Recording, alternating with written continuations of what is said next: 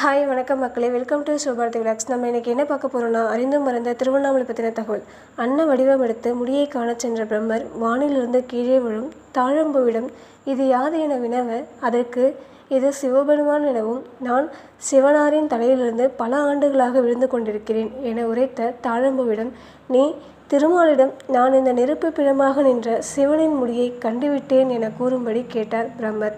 தன்னால் அடியை கண்டறிந்ததக்க முடியாததை ஒப்புக்கொண்ட திருமாலிடம் பிரம்மன், நான் பகிரதனுக்காக ஆகாய கங்கையை தனது செஞ்சிடையில் தாங்கி சிவகங்கை என பெயர் மாற்றிய சிவபெருமானின் முடியை கண்டுவிட்டதாகவும், அதற்கு இந்த தாழம்பூவே சாட்சி என உரைத்து எனக்கு ஒரு குழந்தைக்கு ஒப்பானவன் என கூறி எள்ளி நகைத்தாடியதால் ஆத்திரமுற்ற சிவன் பத்ம கற்பகத்தில் பிரம்மன் திருமாலிடம் உந்தி களத்தில் தோன்றுவார் எனவும், தாழம்பூ சிவபூஜையில் இனி பயன்படாதெனவும் உரைத்தார். மேலும் இதுபோன்ற தகவலுக்கு